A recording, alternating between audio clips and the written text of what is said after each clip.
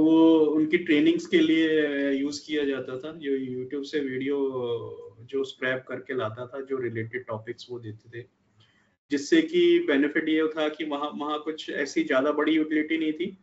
बस एक scrapping tool के थ्रू हमने उसको स्क्रैप किया, वीडियोस को लेके आए और उस ऐप में प्ले किए, जिससे क्या होगा कि जो टॉपिक है उससे रिलेटेड हम 10-20 डेली जो वीडियो उनको देते थे ट्रेनिंग के लिए, कि कोई हेयर से रिलेटेड कुछ सीख रहा है, फेशियल से रिलेटेड सीख रहा है, तो जो भी हमें कीवर्ड मिले उसके बेसिस पे हमने स्क्रैपिंग की और लिस्ट बना ली और वो उनको डेली प्ले करने के लिए दे रहे हैं और उनकी हम ट्रैकिंग हम कर रहे हैं। क्योंकि अगर किसी को बोल दिया कि YouTube पे जाके देखो, तो उसने देखा नहीं देखा क्या नहीं देखा, वो हम ट्रैक नहीं कर रहे हैं। तो यहाँ पे हम ट्रैक कर पाए थे कि हमारा जो वर्कर है वो उन चीजों को सीख रहा है या नहीं, मतलब जो हमारे क्लाइंट का वर्कर है। तो वो मेजर एक ऐप हमने बनाई। तो वीडियो रिलेटेड ऐप में फिर मैं शुरू हो गया। तो सारी एप्स फिर उसके बाद जब ऐप बनी वो सारी वीडियो रिलेटेड ही रही। सो देन उसके बाद हमारा आ गया कोविड। कोविड के बाद सारी चीजें स्कैटर्ड हो गई। कोविड में आते ही फिर सारे जो भी क्लाइंट्स थे, जितने भी वर्क चल रहे थे, सब ने पॉज कर दिया, क्योंकि ये सब कोई रेगुलर बिजनेस नहीं था।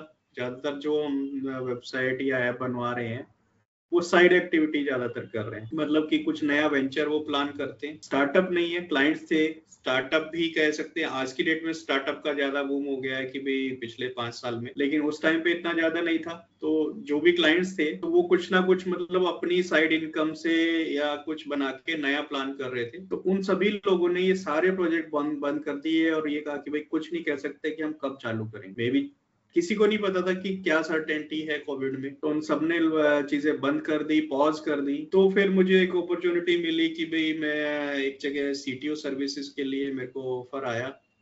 क्लाइंट ही था मेरा, उसने कहा कि मैं कंपनी चालू करना चाह रहा हूँ, तो मैं एज ए सीटीओ मेरे को ज्वाइन कर लो, मेरी टीम को हैंडल कर लेना, क्योंकि टीम भी मेरी स्कैटर्ड होने लग गई थी।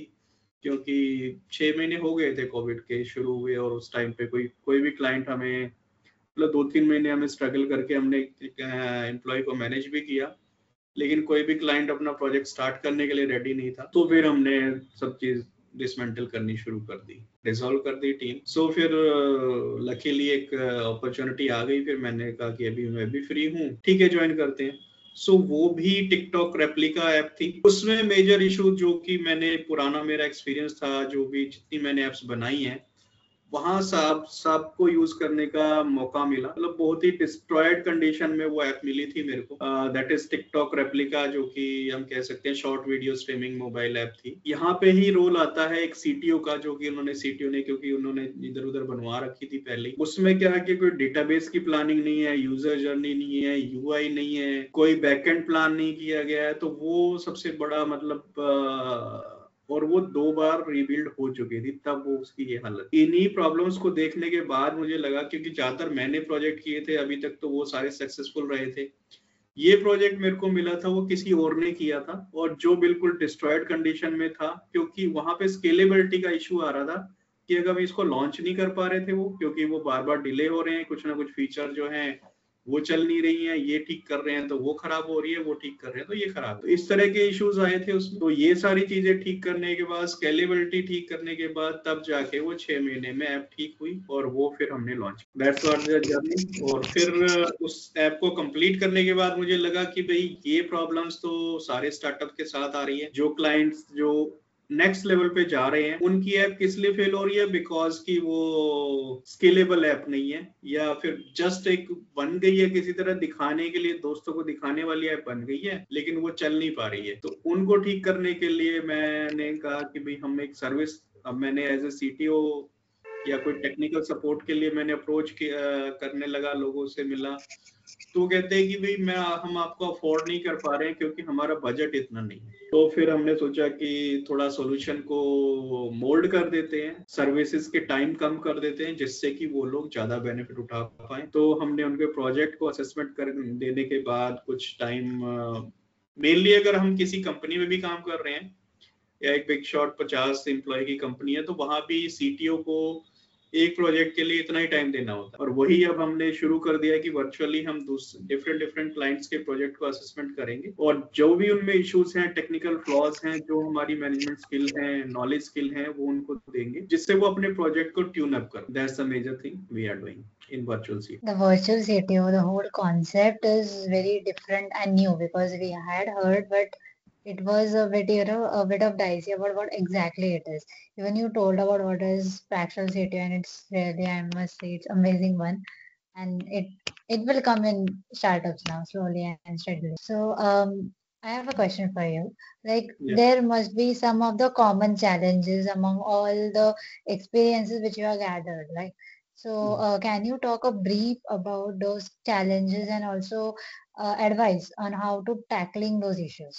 स्टार्टअप्स में वैसे मेजर जो इश्यूज आते हैं वो टेक्निकली साउंड उनकी टीम नहीं होती है, क्योंकि स्टार्टअप है, उनके पास बजट नहीं है, तो ज्यादा सीनियर एम्प्लॉय वो ले नहीं सकते हैं। और टेक स्टार्टअप में ज्यादातर है कि जो 2-3 फ्रेंड्स हैं जो कि ग्रेजुएशन किया है या कुछ अंडर ग्रेजुएट भी हैं, वो लोग ज्यादातर प्रोजेक्ट्स को बना रहे हैं। अब उनके पास कुछ सीनियर मेंटर नहीं होता जो उनको समझा पाए कि भाई ये तुम गलत प्लान कर रहे हो, इस चीज को ऐसे नहीं ऐसे करोगे तब जाके चीजें मैनेज हो पाएंगी। और वो ज्यादातर अब चीजों को डिवाइड नहीं करते हैं कि हमें किस पर्सन को क्या काम करना है।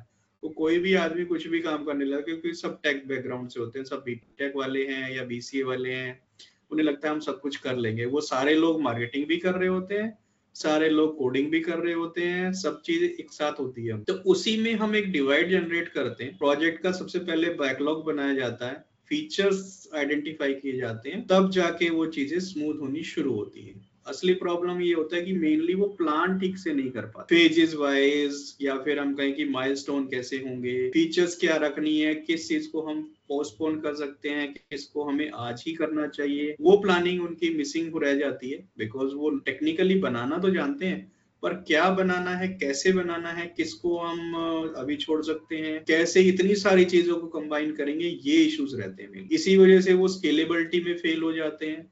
अगर गलती से उनका प्रोजेक्ट लॉन्च भी हो जाए, अगर वो लॉन्चिंग कंडीशन तक ले आए, चलो एनी हाउ इसको लॉन्च कर देते हैं, उनको 50-100 कस्टमर आज गए ना, उनकी मार्केटिंग ठीक ठाक कर लेते हैं, वो अच्छी एफर्ट कर रहे हैं आज के लड़के सब, तो उससे अगर वो कुछ लोगों को ले भी आते हैं ना, ऑनबोर्डिंग होनी शुरू होती है, तब वहां पे उन्हें चैलेंजेस फिर से फेस होते हैं कि वो किसी भी कौन यूजर क्या कर रहा है, आके आ भी रहा है या नहीं आ रहा है, इन सब की ट्रैकिंग, क्योंकि उन्होंने प्लान तो फ्रंट एंड फीचर्स की होती है, तो वो बैक एंड फीचर्स की प्लानिंग मिस कर जाते हैं। तो फिर से वो रीबिल्डिंग स्टार्ट हो जाती है, फिर से वो प्रोजेक्ट को पॉज करके, मार्केटिंग को पॉज करके फिर डेवलपमेंट में लग जाते हैं। तो इस तरह के चैलेंजेस जो हैं ज्यादातर स्टार्टअप फेस कर रहे हैं। बहुत अच्छा सोल्यूशन था। सो अगर स्टार्टअप्स को है ना यूजुअली अपनी टीम मोटिवेटेड रखने में प्रॉब्लम होती है, तो आप उसको कैसे हैंडल करते हो? विजुअली मोटिवेशन की तो प्रॉब्लम खैर आ जाती है जनरली, क्योंकि मेनली क्या है कि जब प्रोजेक्ट डिले होता है ना, और जब डेडलाइन हमने रखा कि भाई हम 2 महीने बाद इसे लॉन्च करेंगे, फिर वो हम मिस हो गए, तो हर कोई फ्रस्ट्रेटेड हो जाता है। तो टीम तो सबसे पहले टीम मोटिवेटेड हो गई है, क्योंकि एक तो वो अंडरपेड है, सबसे कम सैलरी हम दे रहे हैं बिकॉज कि हम स्टार्टअप हैं, या फिर हम जस्ट एक कोलैबोरेशन करके ही चला रहे हैं, तो पहले से डिमोटिवेटेड। फिर जब वो डिले होता है तो सबसे ज्यादा डिमोटिवेशन फैल जाता है कि यार अब सोच रहे थे कि कुछ चलेगा, एनर्जी आएगी, हो सकता है कुछ रिवेन्यू आ जाए, पर चीजें चले तो हर कोई को एक सेटिस्फेक्शन मिलती है कि हाँ चीजें चल रही हैं। वो चलती नहीं है, फेल हो जाती है, तो सबसे बड़ी प्रॉब्लम वहीं पे शुरू हो जाती है। तो उसी के लिए हम ये करते हैं कि सबसे पहले टीम को डिवाइड करते हैं कि जो भी काम वो कर रहे हैं उनको, और स्मॉल विंस हम उनकी मैनेज करने की कोशिश करते हैं कि कैसे स्मॉल विंस अचीव की जाए, जिससे उनको लगे कुछ, हाँ मैंने कुछ किया और वो एक सेटिस्फैक्टरी था, तो उसको एक विन मिले, तो हम सेलिब्रेट भी कर पाए। तो इसको हम छोटे से, इसके लिए हम माइलस्टोन में कन्वर्ट करते हैं चीजों को। और